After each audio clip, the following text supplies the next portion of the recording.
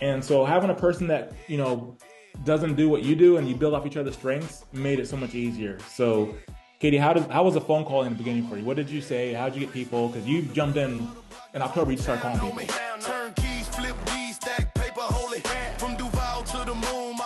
Okay. Welcome, guys. It's Thursday, September 26th at 10:30 a.m. Thank you for being here at Momentum Realty's exclusive event to talk with Chris and Kady about their journey being in real estate sales and then moving into real estate investing and making six figures in 12 months, which is just not something that you hear a lot of real estate agents do. So it's a very impressive thing. I'm very proud of both of them. Proud to be in business with both of them as well. So with that, Chris, Kady, good morning. Good morning, sir. Good to see you guys. Good to see everybody else. Alicia, Francis, Demaro, Nick. What's up, Jay, Lindsay? All right, we got family watching too. I love it. All right, so good morning, everybody. So we will go ahead and Chris, if you wouldn't mind sharing your screen, I would let them go ahead and take over and share their story. And what we're going to do is after they share their story, I'm going to have a couple follow-up questions for the group, and then I'd like to open it up to the entire group so we can really deep dive into what they're doing and how they're doing it and why they're doing it that way. All right. Sound good? All right. Let me present it. All right. Good morning, everybody. Thank you so much for joining us today. We'll jump right into it. So let's get to what we're going to go over. We'll go over the intro, of course, about Chris and Kady, getting started, the tools we use, some case studies, the money, a 12-month overview, and then we'll open up for questions and stuff. So if you want to just skip the whole presentation and just go get some business, long story short is just talk to as many people as possible, post on social media, and find deals and find a mentor. That's going to be your most crucial thing to get started. It's just talking to people. That's if you just want to skip the rest of this conversation and go out and try to make some money off of finding investment properties. Is just go talk to as many people as possible. Let's see. Oops, sorry. So about me, even though I'm doing this presentation right here or talking to you guys, it's uncomfortable. I am an introvert at heart. I got my computer science degree in several years ago. So I'm a nerd. I'm a computer science person.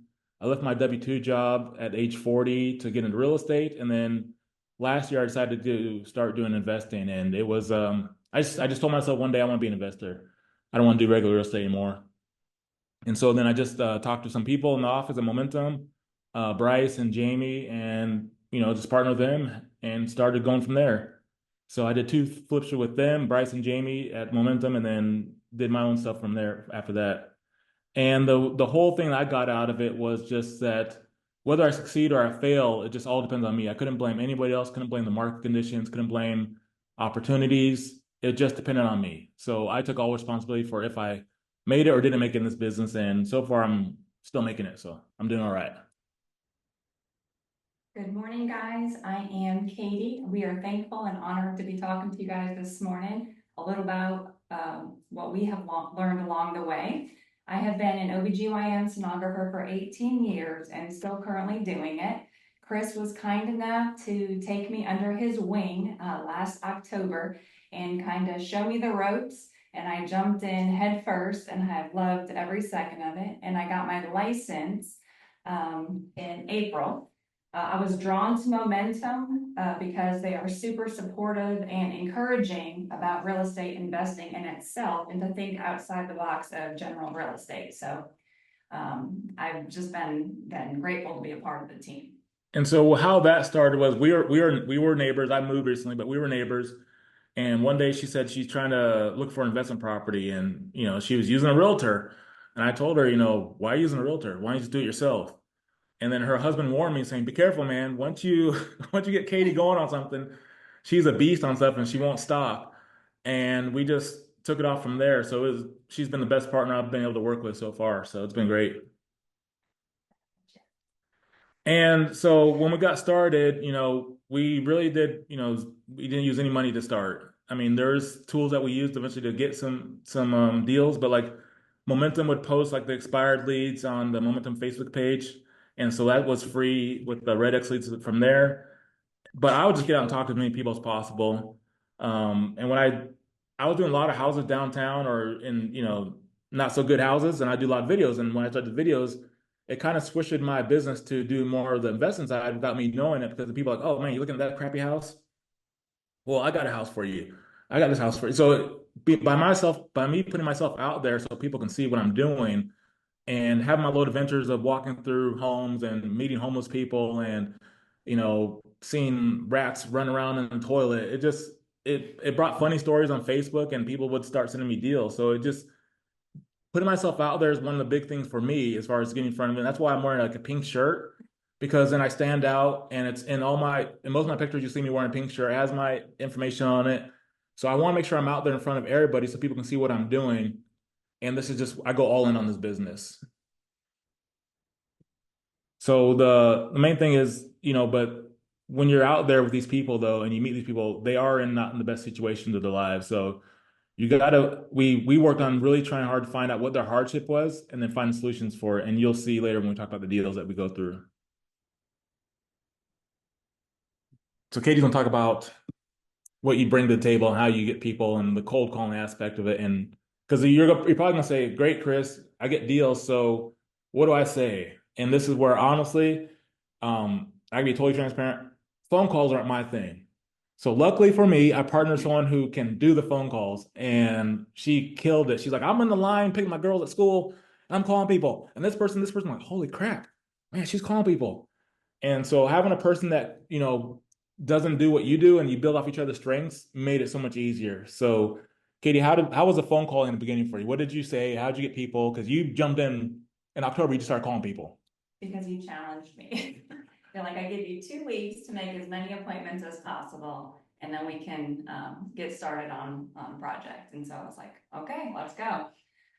So cold calling was where is what I took over and handled. And to me, what I've learned is it's most importantly that you don't need to be experienced or to be an expert to get the deal. You honestly just need to know how to ask the right questions and then just be quiet and listen, because these people are super overwhelmed and going through a lot. And you really just want to be able to provide a solution to them and just honestly have a heart for people and to be there for them. We use lead generations as Vortex and Follow Up Boss. And so I've been calling pre-foreclosures. And I've definitely learned that it's important just to meet them where they are and let them feel heard. Tonality is everything. Just pretend you are talking to a friend or a family member that needs your help. Like just for example, if they have high energy and you match their high energy. If they're down and talking like this, you kind of match that as well, just to meet them where they are. And it's just very important not to qualify yourself. And it's not important to tell them who you are and who you are with and, your track record about how many houses you have sold along the way and whatnot. It's just not about you. It's just to be interested in them and not interesting in general. I have learned just to build rapport, just to start off the bat, and mirroring their experiences and what they have gone through can be a great way to find common ground with each other, because people ultimately want to do business with who they know, like, and trust. And so just kind of building a relationship and hearing them out overall really helped us just to move forward with this. And just to believe honestly and have the mindset that you are truly the best solution for that seller and you can provide for them and get them out of the overwhelming situation they're in.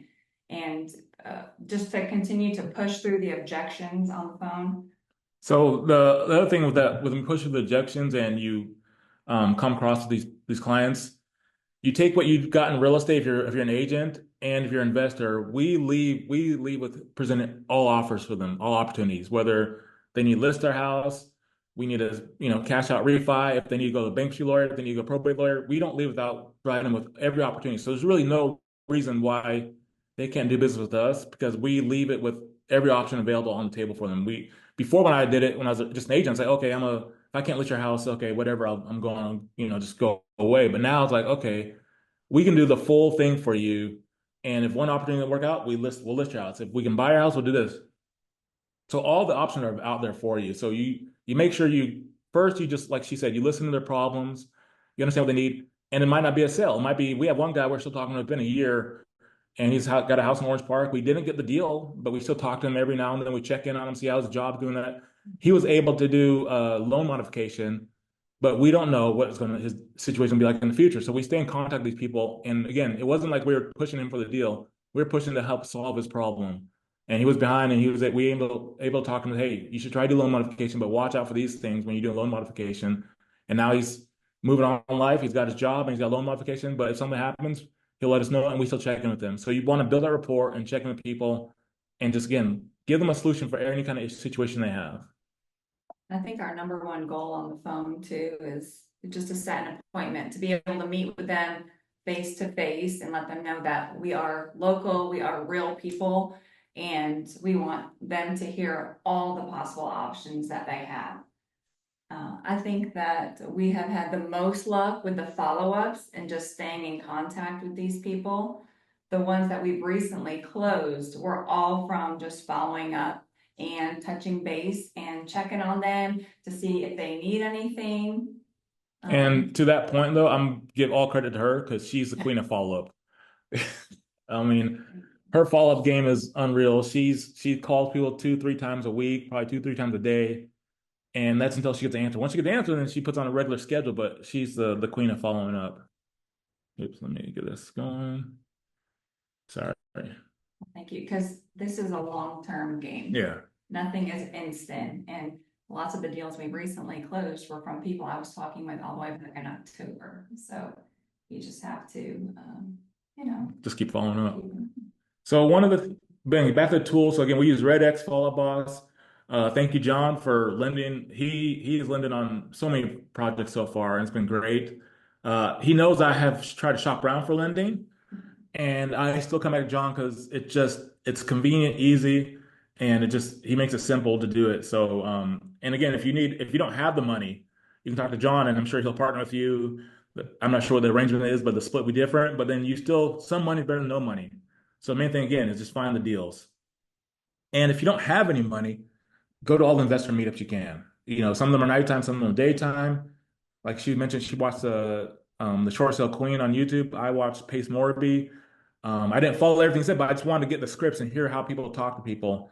And you find a credible person to study from, get a mentor. And then once you start doing stuff, you gotta just take action and go out and door knock on houses. And of course, you can use chat. If you really get stuck, use ChatGPT. It's free. You can say, ChatGPT, what should I tell somebody? And it'll print out something and something better than nothing, and just get out there and take action. Because you don't want to sit at home and try to make the perfect plan of what you're going to do. Like, okay, once I get this set up, once I do this, and once I have the money over here, then this, and then you'll never get the deal. You'll sit there and wonder, then you'll be pissed off at yourself, man, how come I didn't make any money off this business? And because you just kept waiting for the perfect plan.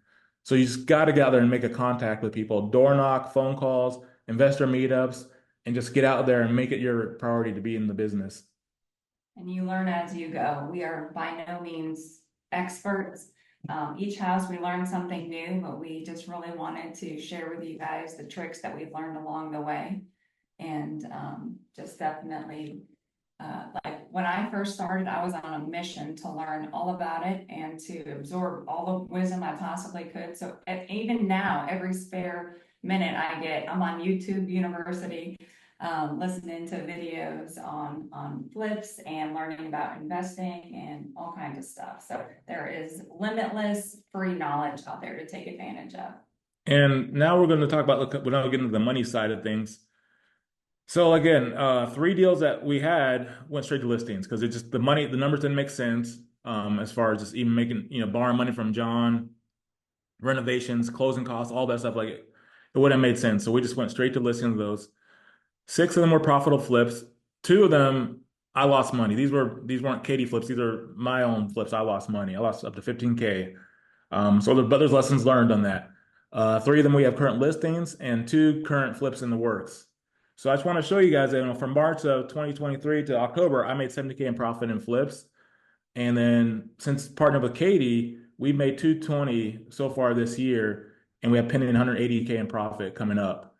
And I just want to show you the sources. Again, seven of those deals came from RedX that was paid. One was for sale by owner. Referrals are free. We got three of those. The website and agent partners. So you can see there's a mixture of ways to get deals. You're not just stuck on one. So again, there's no excuse. There's a variety of ways to get deals. Call for sale by owners, offering cash on their house. If you're an agent, go on MLS, look for old listings. There's just so many opportunities out there to find the deal. So there's really no excuse why you can't do it, why you can't get started. And you find a deal, you can bring it to me and Kady, or you can bring it to John and someone that's an investor, and review the deal. I'm sure they'll help you out if the numbers make sense. So this is one that I'll let Kady take lead on this one. This is one that was our first one that we did together. Woo, this guy was a tough cookie. This was actually the very first appointment I set. I had been talking to him quite often for probably almost 2 months. No, I'm sorry, actually, 4 weeks or so. Anyways, he was a big time hoarder. He was not able to take his trash out for about the previous 10 weeks. He told me he had a bug problem. So I was a little nervous going into this, and conveniently, Chris was out of town when I made the appointment. So our guy, Julius, took one for the team and met me there. And it was definitely a wild experience. And thankfully, Julius walked the property, and God bless him, he came out, roaches flying off of him left and right. But we were able to help this seller out because he was about to lose his house to auction from a delinquent HOA, believe it or not. The very next month, he was about to lose everything. So he finally came to, he finally took our offer. We were very generous with the offer because we truly wanted the best for him. And we have definitely learned to not always lead with our emotions in this department. For sure. Learned the hard way a little bit. But this was a wild renovation from start to finish. And Chris will show you the before and after pictures. Well, and this one, again, we borrowed from, we purchased for 80K in December. We put 57K into it, or 58K almost into it. But I want you to see the chart. So when that chart, it looks like that's the money that it builds up that we put in this property. So it's not like each month. This is what building up. So it starts very low, under 10K. Then you're like, oh shoot, now I got to put another 10K in this house, and eventually you're like, okay, I got $58,000 floating in this property, and I'll tell you the stress that can put on to you. And then you got emails from your lender saying, hey, time to make a mortgage payment. You're like, okay, I got to pay this mortgage. I got to pay my contractor. I got to pay the HOA. I got to pay the water bill. I got to pay electric bill. I mean, you don't realize how many things go into a flip project as far as the bills and money you need to go out the door. Meanwhile, you still got to take care of your household at home. So just keep that in mind when people talk about getting flips. And if you feel uncomfortable in this kind of situation, you definitely might want to partner with someone like John, or I got money now, so if you want to partner with me too. But you want to partner with people because it can be really stressful, and they don't show you that on YouTube and stuff about the money, that how stressful it can be having all that cash floating out there, and you're just like, shoot, and then you get nervous because one thing I'll tell you, like, so this guy, we start cleaning. I start paying money to get stuff cleaned and do all that stuff. He didn't get out for like 2 months, and I didn't. That was my mistake. I learned that you got to do escrow holdback. I trusted this guy. Like, hey, I'm like, he netted 50K. I'm like, here's your 50K, man. Part ways. We'll see you. Good. Thank you. He's like, nah, I'm gonna stay here for a minute. You're like, whoa, hold on. Hold on a second. And I panicked. I didn't know what to do, and Talking to eviction lawyer. yeah, I paid an eviction lawyer, but then, I didn't need to do it because I used AI to help me write a letter, put on the door saying, hey, you're about to get, and that worked. But it was stressful. That moment was stressful when someone says, oh, I'm not going to get out. And you're like, I just gave this guy money. I owe money. I gave this guy money, and now I'm like, what am I doing next? So just make sure you do things when you're doing something with the seller and they need to get their stuff out. Because he was a hoarder. It's like, oh, hold on, I gotta get some more stuff out of the house. You got to make sure you hold some money back, a good amount, so it motivates them, like 15, 20K. That way, when they get out, like, hey, it's up to my discretion to pay you this money when you get out, but hold it back so they're not, holding that out against you, or not moving out. So that's why I put there, do an escrow holdback. Again, we purchased for 80, renovation cost was almost 58K. We sold for 170. So that's 6 months of our cash being held up, but the two of us together almost got 29K, so 14K each. Again, that's not a huge home run by a lot of investors' ideas, but I will take $14,000 any month, any day on a return of $60,000. So that works for me. But we put on the two things: escrow holdback and set boundaries. I know Kady had to deal with a lot of situations on setting boundaries with this. What was the situation you had? Oh, his girlfriend was living in another state and she was very protective and territorial over him and was just blowing my phone up at all hours of the night, wanting to make sure he was taken care of and that we were, giving him the best possible scenario of finances and what we were offering him. And we definitely were. We've learned along the way we offer above and beyond what we probably should. She gets at me about that. 'Cause, well, side note, we'll go to a meeting and say, okay, we're going to offer them 100K, and she'll always talk about don't leave with emotions. She's coaching me on this, and then you'll go in there and you'll hear their story, like, oh, I feel so bad for this person. We'll give you 120, and you're like, oh, dang it. So we are going to try to go with the formula of 75%. Would be our offer, by the way. 75% of the ARV minus the renovations. That would give us enough wiggle room in case surprises come up, which they always do. 100% always do. Our last house that is currently on the market, we had an extra $5,000 surprise. And before then it was a few thousand. So it makes sense to use that formula to be the most beneficial For both parties. Yeah, for both parties, 100%.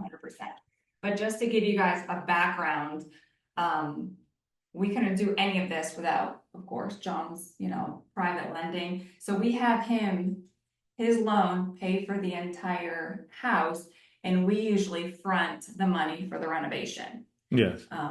But however, and a private loan can cover all renovations as well. But that's how we've been doing it thus far, and that's why we have a lot of money out there.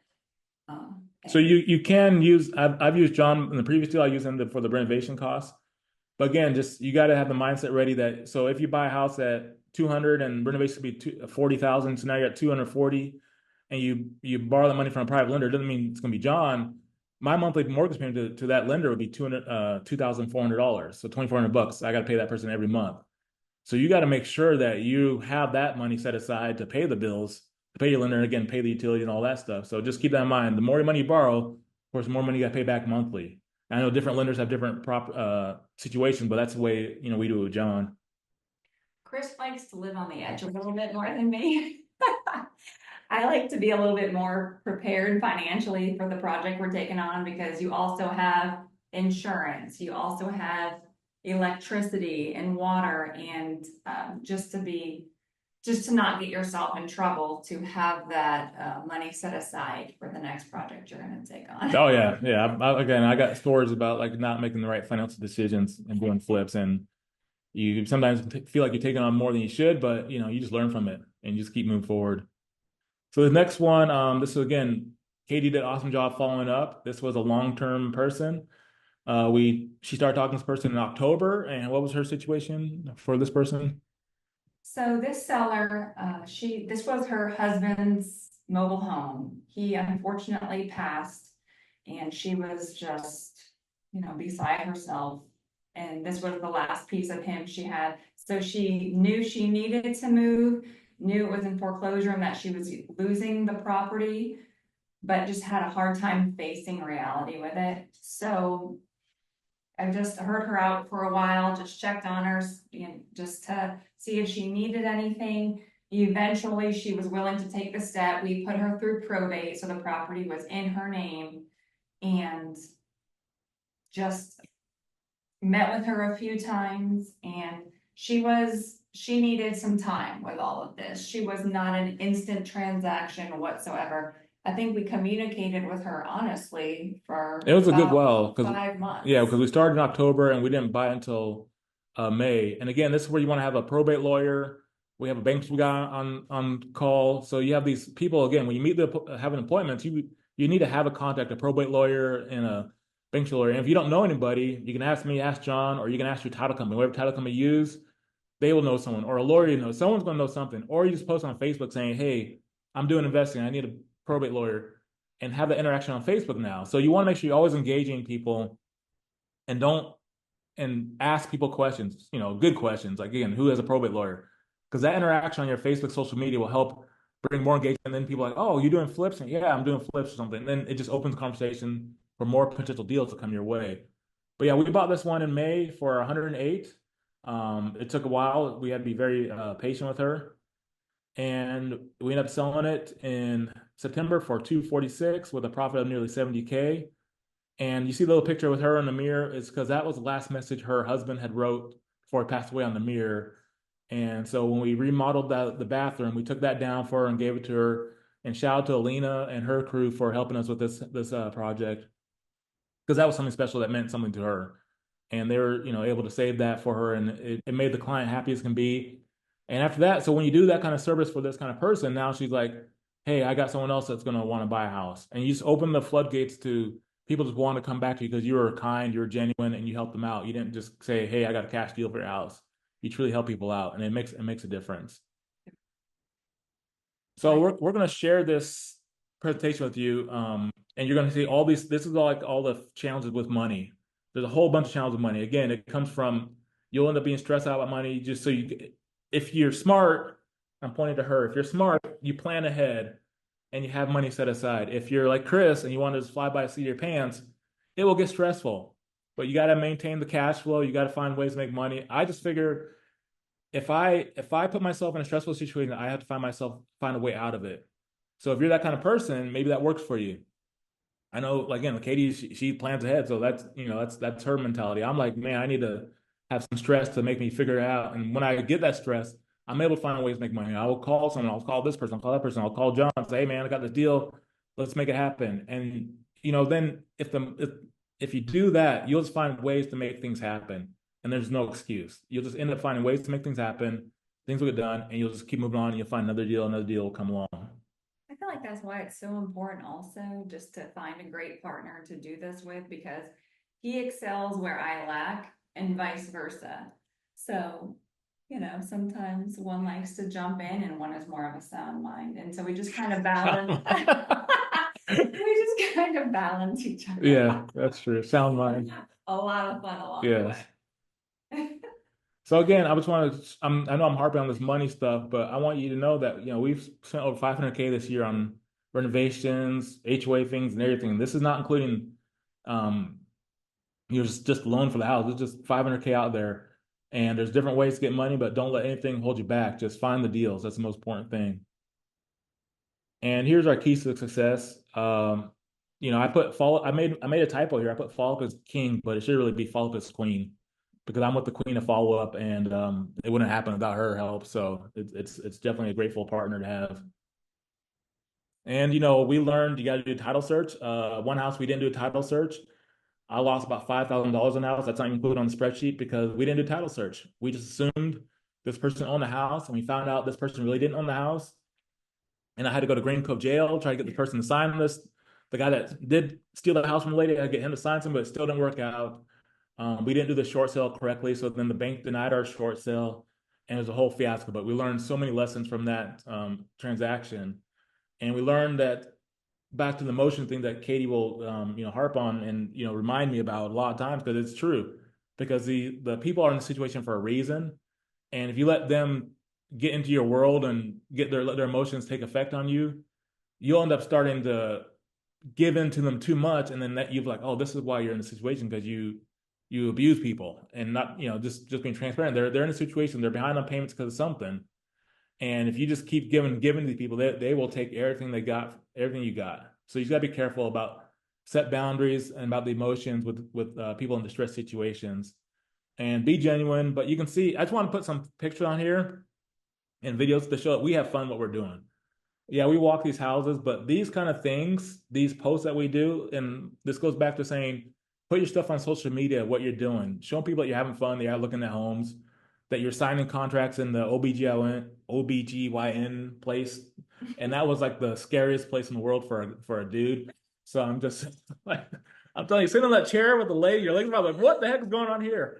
That was The sacrifices we will go to sign a deal. yeah, that was a learning lesson there. But it makes great content, and we're genuine what we're doing. We're having fun, and we post on social media about what we're doing. And I think one of your deals you got from social media, right? What was the deal for the? Yes, actually, I was super blessed. One of my friends that I used to go to church with almost 7+ years ago reached out to me because of things that I was posting, which is very out of my comfort zone as well. But I was taking advantage of the free marketing and social media because Chris would tell me that every day, you need to post, you need to post, you need to show people what you're doing. And it actually really paid off because um, her in-laws were in a house for 35 years. Everything was falling apart, the plumbing, the electric, the AC finally stopped. That was the final straw. And they wanted an investor that they could trust. And so she reached out to me, and it was just amazing how it all turned out. So a lot of times we just have to put ourselves out there, out of our comfort zone, and it really does pay off. It really does. So what's your final thoughts there, Kady? It's a wild ride. That's for sure. It's a wild ride, and none of this is easy. You have to be determined and on a mission. And even though we post before and after pictures, it's never smooth. There's always, I mean, like you said, we have, oh my goodness, we've had gone to the jail. We have gone to a nursing home. We have had crazy things happen before our eyes. We have All kinds of stories there. we have these stories in our head. Like one story was we were trying to get this one deal. We went in there, and it was a probate deal. There's 5 heirs to this property. We're in there walking with the little brother. The guy's kind of short. He's older, smoking cigarettes, have his coffee, and we're in this house, and his I don't know what relation, maybe cousin or whatever's in the house, renting the house from him. And this guy was like was big. He was probably like 6'2" and just a big dude. Not muscular, just big, like if you watch the movie Goonies. Yeah, straight out Goonies. And this guy, before I know it, they're in a tussle. This guy's like, one guy's like 5 foot, and the Goonie dude's like 6'2". They're in a tussle, and next thing I know, Belly hanging out of his shirt. Coffee goes everywhere. The short guy's coffee flies and hits me, and I'm like, man, okay, I'm in trouble. And I'm like, well, if they got my partner, I'm like, oh, my partner ran out. I was out. She ran out, and in the I car. saw Chris going to get in. I was like, I'm out. But those are the stories of the situation, the people you meet. And again, I remain calm through situations. You can't let you got to just try to calm people down because everyone's in a situation. This is like the lowest point for the real estate transaction for these people. And you got to make sure you keep your calm, you stay cool. And then that's also another way how you earn their trust is that, this is not their best moment of their real estate, whatever transaction it is, whether it's a probate or their own personal house, but you stay calm and you help them out and stay there with them and comfort them and just listen to their stories. So again, that's my point is to always just keep moving forward. I'm all in on this. You see me growing up, I would never thought I'm gonna wear a pink shirt. I thought only guys from Miami wore pink shirts. And then I just wanted to wear a shirt that stood out. So when I'm out there looking at houses and I do video posts and all that stuff, I'm branding myself. So that way I'm out there and I'm branding who I am, what I do. And I make my own shirts. Wherever I go, if I went to Utah, I had a guy ask me about investing in Utah. I had a guy ask me about investing in Texas. So I brand myself, so I keep myself going, and it's free marketing. Yeah, I pay for the shirt, but now everything, people know who I am, people see who I am, and the people see me in my videos. And we just want to give some acknowledgments. One is to John again for all his lending, and he's actually been a great coach on this. He's the one who told us to do title search, and we got to them a bunch of times. Our title company, Wendy, and we also use a Titan Title several times. Our people that helped us with flips, Andrew's done 9 with, I've done 9 with Andrew. We've done 2 with Alina, and we did 2 with Jamie. So it's just been a wild ride. And you see that we use all the resources possible out there to help get things going. We don't let anything say no. So, for example, the reason why we had to step in with Alina and Jamie is because Andrew's like, dude, I'm at capacity. He's doing our flips, he's doing other flips. So like, we got to find a new project manager. And the reason why we got these people is because you talk to them. And you find out, oh yeah, I wouldn't mind doing that. And then, to be honest, I don't want to do nothing with the flip. I want to just find the house and say, hey, project manager, you take over. Don't ask me about lights. Don't ask me about, anything. Just you take over. I don't want to know. Just let me know when you need the money and what I got to do. I don't want to know anything. Just let me know when the pictures are ready to be taken. Don't ask me about things. But when I started working with Kady and she gets like these basket lights and stuff that look all fancy, it makes a difference. I'm like, oh, that looks pretty good. That makes, when you have that lady's touch, it's not so industrial like the guys pick out. So it is nice to have a partner that kind of can see things differently and give a comment to the project manager saying, hey, let's do something differently. Project managers are highly recommended, 100%, because you're able to move on to the next project. They oversee, they schedule, they get the jobs done. So first of all, we could never do it without John Brooks and the lending, 100%. We are so thankful for that. And then secondly, with the project managers. So you have to really have an awesome network, be surrounded by great people, and it's a team effort 100%. And yeah. And get back to the project managers, the reason why they're so important, because I don't know if you ever try to do anything at your house, whether it's just your own home, a plumbing, something, electrical, and you're trying to get the electrician out there. It's stressful trying to find one, negotiate the price or whatever. And it's like, I just don't have the patience for that. So if you have someone who already has that database of people or has those people, contractors on hand, it's better to just have them get their people out there and then find the people and then they do all the work and you just pay them. And it makes it so much easier. Absolutely. All right. Thank you. I'm going to give the stream back to John and then let me stop sharing here. Love Open it, guys. questions. Thank you. Thank you both so much, Chris and Kady, for sharing your story. It's very inspiring. And I have a ton of questions for you. So I would love to just get a couple minutes to ask you both a bunch of questions, including what in the world are you thinking doing all of this craziness? But really, I want to start with Chris, if that's okay, and ask a couple questions, Chris, and then Kady, I'll ask you Sure. some. Chris, you were a real estate agent, and what caused you to move? You were doing $3 million at a big box brokerage. You moved to Momentum. You started doing 10 to 12 million, and then you flipped to going into investing and making 6 figures there. What was the evolution in the thinking between each one of those moves? I mean, you got me into the group, Emerge with Go Abundance, and it's like real estate's good. However, being an agent, it's stressful. Selling like 300 homes and doing everything became, I need one more deal. Like to pay some bills, I need one more deal. If I get this client, it's gonna be one more deal. I need this closing, and then the deal doesn't go through, and you're like, crap. I was counting on that commission. And that one more deal mentality really stresses you out. And then I was stuck to my phone. I did Zillow for several years, and then I was able to build my Google business profile really well. So I get phone calls from that, I get phone calls from Zillow. And it's like just being totally honest, it's the stress. The stress of being a real estate agent if you're doing it successfully, you'll be stressed the F out. It's gonna get to you because you'll have leads coming. You have people come to you, and you're like, I just gotta keep answering my phone. I gotta keep answering my phone. And switching to investor, and I was kind of pretending because my buddy Andrew, he would send me some deals, talk to people that wouldn't he was doing investing and like, man, I want to be in that situation where his company's buying houses. And I'd, go on an appointment and say, well, yeah, I'm an investor too, but I didn't have anything going on. It's like, okay, I got to really get into this. And I think I told you one day, like, I'm gonna start investing. I got to figure it out.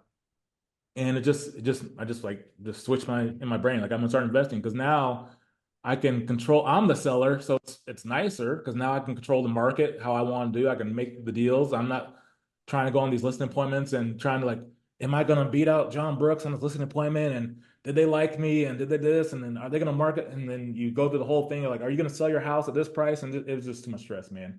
So being an investor is stressful, but it's less stress than being a regular realtor. That's my opinion. Yeah, thank you for that. And Chris, so you're feeling this stress, you feel the need that to go into investing, and now you go into presentations offering all options, right? So you can list their house, you can give them the cash offer. Also, Momentum has property management. Like, you have a bunch of outs for going on that meeting.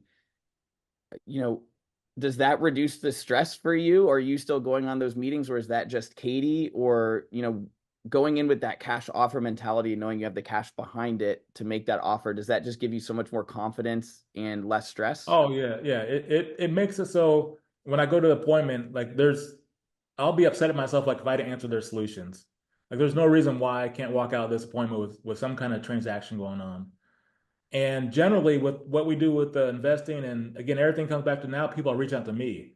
So even the appointments are easier because, like, oh, like, it's even her story. I don't know her story, but when she said someone reached out on Facebook, that's a guaranteed sale now. Like, you're not like stressed out about like, am I winning this person over? And so for me, the whole stress level reduced, and I go to appointments more confident, not competing with Open Door or OfferPad. Like I am the Open Door and OfferPad now. And I will go look on just being told, I'll go look on Open Door and see what they offer on a house and be like, okay, so now I have a ballpark. I know if Open Door offers a 300K house, Open Door is going to offer 220. They're really going to come down to the seller and they're going to say probably 180. So I know when I go in there, if I don't have any kind of number, I'm like, okay, I'm going to offer like 180 because I know they already checked Open Door or something. And so it took away all the pressure of what the appointment's going to look like.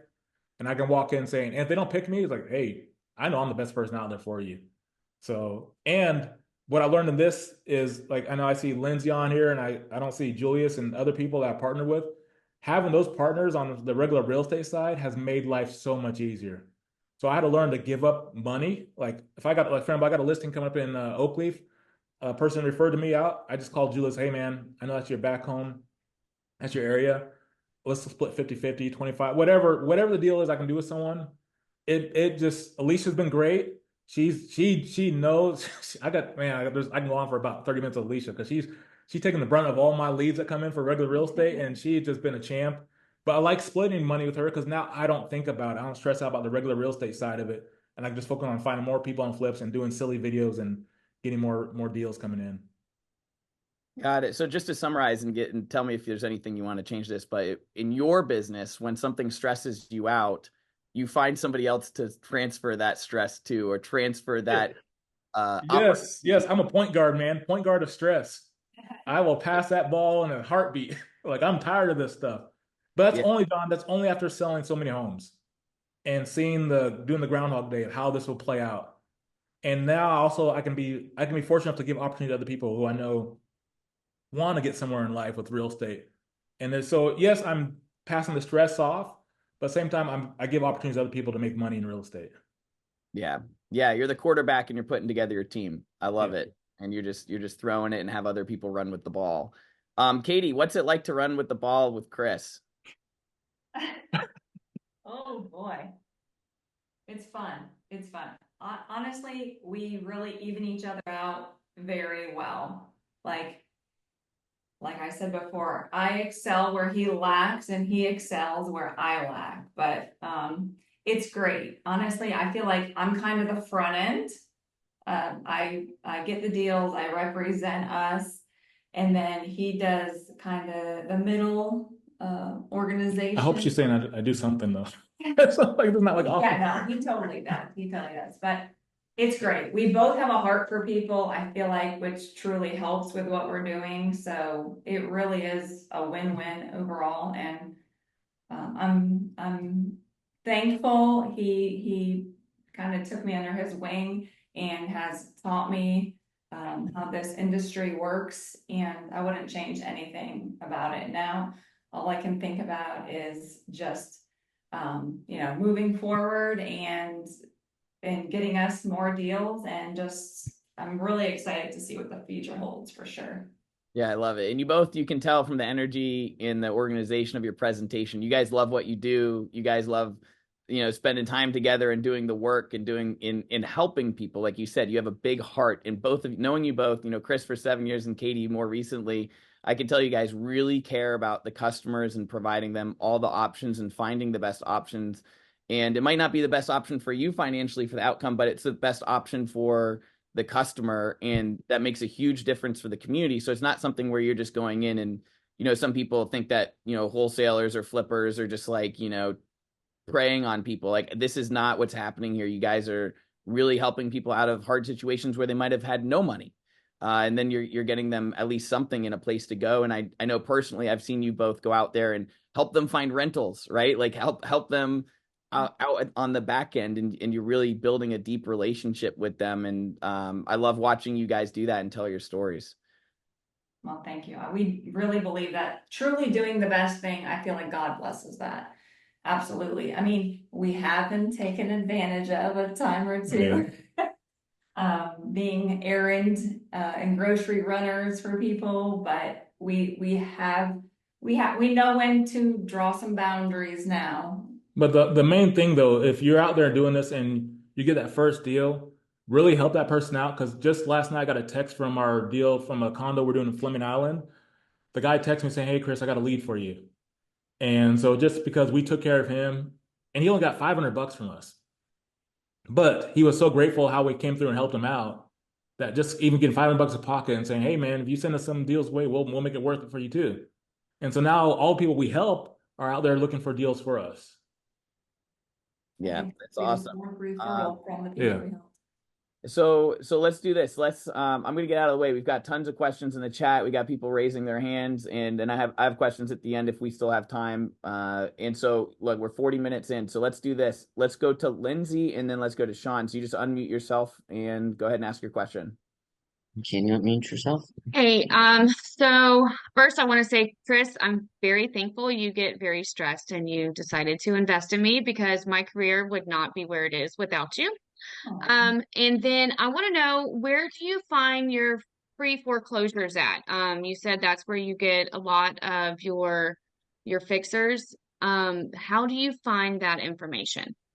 So especially like in your area, Lindsay, I know what I do sometimes is just I'll go to lunch with you guys down that little truck down in Palaca. And Angels. Angels, I love that place where they got the bass fishing trophies and stuff. And you just open up your map, you open up Zillow, and you look at pre-foreclosures nearby. And yeah, we've talked to several people through that way, and it hasn't worked out the best. But there's always opportunity wherever you're at to look at pre-foreclosure, no matter what city, what state, and look at pre-foreclosure on Zillow, and just go knock on the door and just So say, you find it on Zillow? there's Zillow, RedX if you want to start calling them, or just knock on the door if you drive by and see a house nearby. But it's really just that easy. Just wherever I'm at. But I'll be talking to Julius. Hey man, what do you got going on? But hey, we're in Orange Park. Let's go door knock some 5 houses. And you start door knocking the same people over and over again. And sometimes they tell you go away, they do this and that, and then then you call them. But it's a repeated pattern of I'm not door knocking everybody, but I door knock when I'm in an area for someone and just make it like a kind of more, instead of machine gunning it. For sure, the cold calling work, that's like Kady's like the machine gun levels the whole jungle, but the door knocking is like a sniper. Like I'm going intentionally to these one or two people nearby, and then I'm in the area. Like if I go to someone in Orange, I don't go to John's area for sure. I could, but I stick with Orange Park because then people are like, yeah, I know Orange Park. I'm here. I'm a local. You're buying from a person in Orange Park. I'm a local person. My office is here, and people feel more comfortable with that. That's just my belief. I'm not sure it's true or not, but yeah, Lindsay, I would just look on Zillow, or you get the Momentum Red X on the Facebook page and call expireds, offer a cash deal to expired people. Okay, thank you. Yeah, Lindsay, great question. And just a comment there, it's usually distress situations, death, divorce, and disease. Those are the 3 Ds that the majority of fix and flippers look at, and that's what gets folks in these pre-foreclosure situations. But yeah, that's a really good lead generation source. So thanks for that, Chris. Moving on, Sean, good to see you. What's your question for Chris and Kady? What's up, my man? This is very good, by the way. I appreciate this. Chris and Kady, so it sounds like majority of your leads are coming from lead generation, like active lead generation. Have you worked with wholesalers at all, or is that Is that something that you try to stay away from? Is there a reason why? If so, but I guess the I mean, question is, have you guys worked with wholesalers on any level? Is there anything to stay away from there? I mean, we've tried, but none of the deals they present are good. And I'll Okay. say the only problem when you start doing the website and the Google Facebook page, man, is I get bombarded with wholesaler calls all the time. And it's like, like, oh, you just watch this Pace Morby script because I can tell what you're telling me, and you're like, I can hear you saying, and they don't have energy, so I don't want to work with them because they'll call and say, hey, is this the business owner? And I'm trying to sell it. I got a property. And then you ask like, are you really the owner? And then so I wouldn't mind working with a wholesaler, but no one so far has brought me a great deal. And a lot of times, if you don't get the big time wholesalers, a lot of them go to like the big investors in Jacksonville. If you don't go to by the time they give you the deal, like on Yellowbird, I don't know. This is my opinion. By the time the deal gets on Yellowbird and Facebook, it's already too late. The true people, John's already passed the deal. Buying Jack's Homes passed the deal. Yellowbird is passed. Kyle's passed the deal. So I was like, okay, that deal didn't really make sense. So just I usually skip by those people right there. But Okay. again, not saying one hasn't sent me a right deal, just the numbers don't make sense when they send deals. Got Yeah, you. you can get a much better deal when you find it yourself. Got you. Thank you. Yeah, please be very careful with wholesalers and their ARVs and their estimates of repairs. They could not be more inaccurate. Their job is literally to find the person who is going to pay the highest price for the property, and sometimes that sucker is you, and hopefully it's not. As Kady said, find the deal yourself is the best way to get the most meat on the bone in investing. You got to be the first person to the kitchen table. You have a competitive advantage by being the first one to get eyes on it and the first one with the contract. And that Let me have that though, real quick, John. And I will slightly disagree with them on that. You got to be the first, but sometimes you got to be the one who listens the most. So even the people, there's gonna be a ton of people there before you. If you don't listen, and then when I do talk to the people that we met, or like especially if Kady cold call, I say like, why did you pick us? I'm sure you got other calls, and they'll say, Kady sound like an angel. So it's just they've already got the cold callers calling them all the time, the wholesalers, everyone calling them. But yeah, sometimes you don't get first. But if you come there and you listen, and again, we might be a little bit higher on price, but if you come there and listen and you're just patient and you talk to people, you convert them. Just like general real estate, you have to find a way to stand apart and stand out from the Yes. competition. So Kady, let's break that down. So what makes you guys stand out from the other people? I mean, other than the angel voice and the calming presence, what makes you stand out to all of these other people who you're competing with? That's kind of tough, but I think it's just important to be yourself. Don't qualify yourself. And just talk to them like you're talking to a friend or a family member that's in need of your help, really. And just learning to drive the bus. Don't give up when they say, I've got it taken care of, or I'm working with the bank. Push through that, because that's where the wins are. And they've had so many phone calls. They're being highly solicited, and just learning to push through that and connect with them. Then they can learn to trust you and really want to then hear what you have to say. Awesome. Thank you for that. All right, who else has questions? Just go ahead and raise your hand with the emoji. I do have a bunch of other questions. We've got questions in the chat as well. So I'll wait for you guys to raise your hand. I'll pull a question from the chat. So there's a question from Bree. Are you all more conservative with your offers now when demand is down in the buying market, or do you still use the 75% of ARV minus reno costs at this time? Basically, she's asking how much money are you looking to net on your flips? If you ask my great partner, she'll do the 75% deal. I like to wing it and just try to and I do the numbers on my little Excel sheet. And to be totally honest, not everything's gonna be a home run, but if I can, again, I think worst case scenario, if I make $5,000 in 4 or 5 months and I can do that 10 times, I made 50 grand.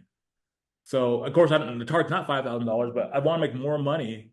But if I can get as many deals as possible, learn the most, and still make money, then I don't really have a limit. I just don't want to lose money. I want to make money. But I know Kady's definitely that's where it's great because she does catch me. Look, dude, dummy, hey, come on. I just feel like that's where we've learned along the way because we used to get so excited. They said yes to us, we're jumping in. Woo-hoo, we don't care, we got a deal. But then when you put all this time and energy into a project and then you have to list it and then hope it sells and hope it sells soon. And then you have the inspection and we lost our butts on an inspection. And, so once you've seen it, a project from start to finish, and then you realize, wow, we just did all of that for this much, then you start realizing, I feel like we could be good to our people, do them right, but be smart about this. And that's where we've learned a lot. And we've also learned, this is from John as well, but always do an inspection first on the house. We used to never do that. And we figured out the hard way. That's probably a really smart move to Inspection and title search. Yes. We have, we've been very blessed. We've gotten some great killer deals, but we've also lost a lot, and we've lost a lot of time and energy too, which, we've learned from, which is great. But I feel like it just kind of makes you take a step back and reevaluate things a little bit in order to be even more successful moving forward. I love that. So Chris is at 5K and Kady's at as much as possible. Like what would be your number of your minimum threshold for profit?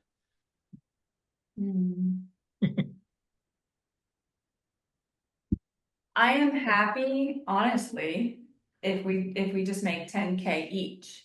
So when 20K. it's all said and done. Yeah, I mean, we have made a little less than that, and we haven't lost any money. But when you look at when it's all said and done, we should have made a lot more. And we've also done extremely well with a somewhat easy transaction. So, but I think our goal is to net typically total 20 to 30. Yes, that would be ideal. Like I said, I'm not going for 5K, but again, I'm not gonna say, I don't want $5,000 next month, Yeah, when Chris sends me deals all the time, and I know whether or not the numbers are a Chris deal or a Kady deal right away.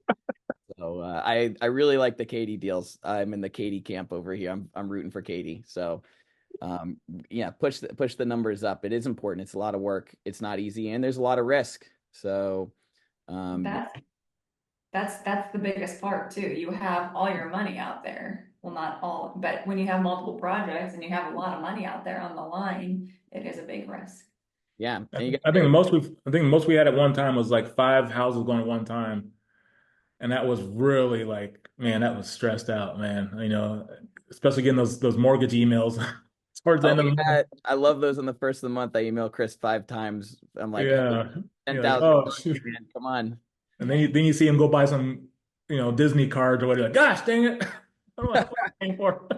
Yeah, you're funding my kid's private education. Thank you, sir. All right, so with that, Bree, thank you guys for the answers to that question. Bree, go ahead with your question. Thank you.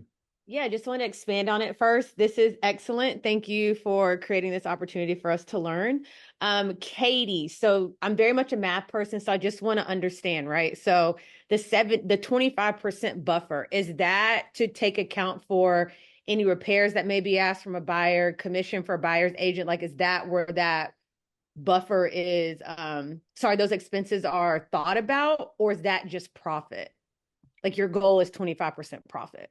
I feel like that just provides enough wiggle room just to have, because those unexpected things and surprises, they're going to come up. It's the inevitable. So in order for you to be able to cover that and still make a reasonable profit. Okay, got it. Thank you.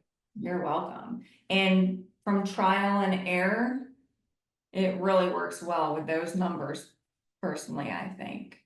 Okay, and I think this is a safe assumption. You're listing your own properties, correct? So really, yes, ma'am. Gotcha. Yeah. While we're on the numbers, we had a question from Jeannie Correa in the chat. What do you pay project manager? Is it a percentage? Is it a dollar amount? To be honest, I pay them whatever they ask. They tell me how much the renovations are going to whatever the renovations cost is going to be, and I say, okay, just whatever, Andrew, just tell me whatever you need, and he's got his money in there. I don't ask questions; they get the job done, and I'm not stressed out about anything. So, Have you guys noticed that Chris is really he wants to take a small slice of a bigger pie, and that causes him to be the quarterback? Do you know what I'm saying? There's some people who want to take it all for themselves and then they just are overwhelmed, but Chris is willing to pass off the listing piece, the buyer piece, the conversations on the phone. He is literally putting all the pieces together, and he's not greedy where he's trying to take the most of it. He's just taking a little slice. well, I just found John, especially with the product managers, if I try to ask them what they make or whatever, but they just get the job done. They're quality people I trust, and if I can trust you, I will pay you whatever Of course, at some point I'll say like it's unreasonable, but with that trust, it just leaves things open to where when you got people you trust for all forms of your business, it makes it easier because you're not looking around checking on people. You're like, okay, that person got it done. Alicia's handling that person. Andrew's got that. Elena's got that. James got like, okay, I don't got to worry about stuff. It's brilliant, Chris. So how much? Just give us a range, right? Because they're asking like, well, that's like a non-answer answer. Love you, Chris. Non-answer would be, I mean, again, I just spent 75K on a house. I don't know how much the renovations are. Andrew builds in his project manager fee. I believe probably minimum is like $5,000, but it's built into their fee. And I with the trust, I know it's a non-answer, but if you got people you trust and the price, the number, the main thing, the number that you ask them, what's it going to cost to fix a house up? And if you buy a house for 90K and it's going to 75K to fix it up, and you're like, hey, I'm gonna sell this for 300K, I don't care what his fee is. Right. Because I'm gonna make good money off that house. We just closed on a house, my house I moved into. I personally moved in one of our flips that we got from. We sold. We got a person that Kady left a little note on the door, saying, "Please call us. We know your house is in trouble." We sold that person's house. That person referred us to her friend, and I ended up buying our house for 95K. I spent like close to 80K renovating it, and then I paid out my partner. I paid her well out, and we did well. But again, I didn't ask Andrew. I'm like, if he's saying 80K to fix up, and I'm gonna make 50K if we listed it, I am happy. We're both making 50K off the deal. I'm not gonna question what his project management fee is. So of course the numbers got to make sense. Yeah, it might be a non-answer, but you look at the numbers. You don't ask what their fee is. Like, what's the total to fix this house, and that includes their fee. And you're like, okay, I'm good with that number. And if you're not good with the number, you say, hey, what can we do about reducing the number down? And they'll find a way to make it happen. Yeah, that's great. So, and thank you for the clarification and the mindset behind the thinking. So, just so others know, usually it's 15 to 20% of the labor and material. That's usually what they charge to be able to manage the entire project. So if your project is 20,000, they're going to take between probably $2,000 to $4,000 for managing and getting the whole project and putting all the pieces together. Does that make sense? But I think if you do that, though, I think if you have that kind of mindset, this is just my point of view, is you're going to start trying to maybe want to control the situation too much. Yes. You're going to be like, oh man, this person's getting $5,000. Why is the roof so expensive? Why is it? Then you're spending too much time on focus on the wrong thing. That's when I'll hear Kady's voice saying, Chris, you should have bought this house for a better price than you when we borrowed the money. So if you do that, if you're worried about like what the fee is for that and then this for that, then you're trying to be the project manager. And then you're taking another job that maybe you shouldn't take on. Right, because you can't scale if you don't pass off that responsibility and just move on. Yeah. And the money with these margins is really in the scaling aspect of it. Chris, I agree with you. I've worked with the same contractor 7 years. Whatever bid he gives me, I just pay him. And that's how you create loyalty as well, because you don't want to keep sifting through contractors. It can be a big pain point for scaling. So I love it. So Sean, let's go back to you, and then we've got a couple questions in the chat. And if you have your question, make sure to ask it now, because we're gonna be logging off in about 5-6 minutes. Yeah, my man Chris is paying for convenience, is what that is, and I feel him on that. That you guys said a home inspection. When you say a home inspection, are we talking about like a traditional home inspection, or are we walking through with the contractor and that's when you're getting your bids? And then the second part is with a project manager. When you say they're budgeting, they're putting it into the budget. Are they walking the house and giving the bid, or are you just passing the bid on to them? So traditionally, when we get a house, If you do, you find out whoever your favorite home inspector is, and you say, "Hey, man, how much to do investment, inspections?" Usually, you like want a 4 point because you'll need to get insurance. I Okay. learned from working with Alina on the houses that we did. She taught me that yeah, you definitely need inspection because you want to get some insurance company will give you a better rate if you have if you do an inspection ahead of time. But I walk the house. I give, once you get the house, once you get an appointment, you set an appointment with your project manager later on. Once you build that rapport and they sign the purchase agreement, then I come back with Andrew or Lena or Jamie and say, hey, what do you think it's going to take to get this house fixed up? Or, and then just let them give me a bid. I don't bid around. I honestly, I probably could, but I don't bid around. Again, I trust those three people a lot. Where Okay. what they say is what it is, and okay, yeah, that's what you think it is. And I might say, hey, could you come down a little bit? Can we get a little cheaper on something? But I just send that person there, and like John was saying, he's worked the same person. Once you build that trust with somebody, like this, yeah, look, Okay. I believe it. And then if you have to renegotiate, just renegotiate it with the seller. No, by then you should have at least kind of factored that in when you walk the property. Like if you're Okay. walking a house, like it's a little 3-2, you're like, okay, this you walk in, it's like, oh, this is just straight crap. It's from 1980s and plumbing, electrical all messed up. It's gonna be 50, 60K, including the roof. Okay. And you just know that off the top of your head. It's gonna be Gotcha. 50, That's the average. yeah. But Gotcha. we do both. We have our contractor meet us there for an estimate, and then we pay for an inspection as well now. Okay. Even if the house is in bad shape, the home inspector does their thing, like I mean, roaches. like, yeah, I mean, like if it's but you just still want to know about mainly the plumbing, electrical. Like you want to know about Gotcha. kind of 4 point. hidden thing. Yeah, so it's not like you definitely you can tell the water heater needs to replace all this stuff, but there might be small stuff that you might have missed, and you just want to have that just for your for your well being. But it's only Cool. like $250, $200, depending Yeah. on the Cool. Cool. All right. Cool. Appreciate you guys. inspector. Yeah, this was great. So thanks, Sean, for the question. Good to see you. Francis is asking, other than leaving a note on the door, do you offer the seller something to leave behind, or something that you keep in front of them? I don't have I have a little trifold brochure I made, and it says like strategies to prevent home loss. And it has like a list of items in there, like as far as final banks, other stuff I leave with them. And again, and I have door hangers I made, and all that stuff I made just going to Office Max or Office Depot, whatever. You buy the stuff, you print it out. Even if you don't do that, if you have regular printer paper at home, just print out your little trifold that Canva has, and then fold it in a trifold, and now you have something to walk. For me, that's a confidence. I need that for that's my security blanket. So that way I'm not walking in just my hands free, like, hey, I got this paper that it kind of protects you. He's like, here you go, you're handing them something. So it works for a security blanket for me to hand somebody to somebody and say, here you go, read this. You can see about us. We're here to help you out. And nothing in there it'll say like cash off, fast cash, but more of the paperwork says we're here to help. And not so much like, here's the number, we're going to save you this. Like, no, we're here to help you loss prevention for your home. To me, it's big risk equals big reward. The worst that can happen is someone hangs up on you or slams the door in your face, which we've had both happen many times. But but if it is us talking to them and offering them some options and solutions versus them losing their house to auction, it's worth it. And so I'll make a door knocking schedule for people I can't get a hold of when I'm calling them.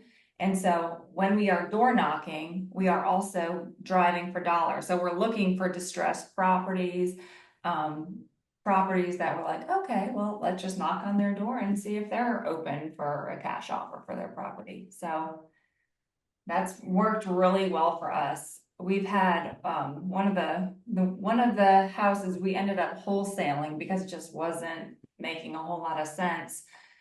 It was from door knocking, leaving something on their door that Chris had made. She called us and she was like, you were a sign from God. It was exactly what I needed to hear today. And she called us and she's like, yes, this is, I need to sell this house ASAP.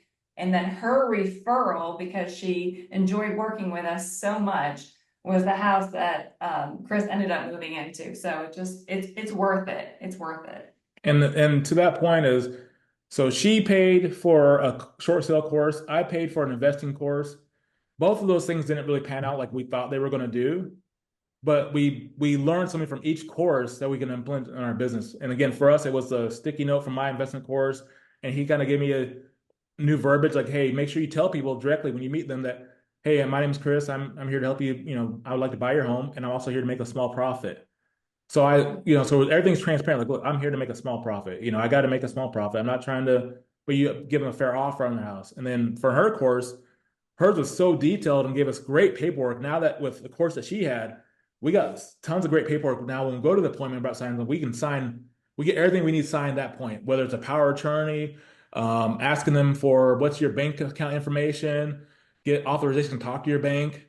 Because those are the big forms that when you meet these distressed people, you have to go back and try to find them later on. And if they're on some sort of substance or some kind of issue and they're not available to access them, you want to have all those forms filled out that moment. So when you need to send it to the title company, you need to have these forms of, again, who's your lender, sign up authorization so you can ask access to lender. You know, even a power attorney, again, not if someone's on substance, you might need a power attorney because they might disappear. And we've had people disappear on us, like, okay, you know, we're still going to do this and take care of them, but you have to be prepared when you go to these appointments to get things signed because these people are in the situation they're in and they might not be in the right mindset to sign again. And so if you got to get them all wrapped up in that one appointment with the correct paperwork to get things done. Make it one shot. Yeah. Yeah, love that, guys. So we're gonna I'm gonna ask you one last question, then we're gonna hop off here. So thank you everybody for participating. We've got a lot of thank yous in the chat and all that kind of stuff. Tons of value today. So before we hop off here, what has been the number one lesson you have learned through this journey in the last 2 years that you want us to take away today? Let me go first. Yeah. Yeah. Yeah, you're it.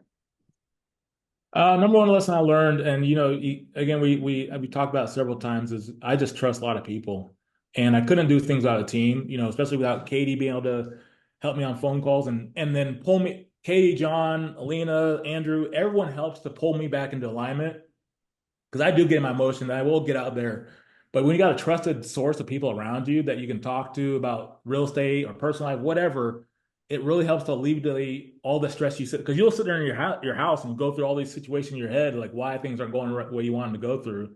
But when you have trusted partners that can help relieve the pressure of, is that listing going? Is that buyer finding a house? Is this wholesale? Is this not wholesale? Is this, you know, flip going well?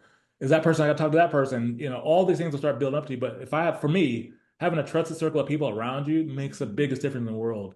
And it's hard. I did it solo for so long and sold a bunch of houses, but man, that was not fun at all. Now I'm having fun because I got people I can work with and trust, and we all can make money together. So that's just for me. Yeah, that's good. I love it. What about you, Kady? Oh man, so I've learned so many things. I think most importantly is just go all in and take the risk. It's worth it. I wish I would have gone into real estate and learned about investing so many years ago. It's just the options are endless and the income potential is just incredible. And the freedom that comes with real estate is, and then and you always have, like, you control too your success. Like each day is a new opportunity, whether you're at the grocery store or who you're interacting with.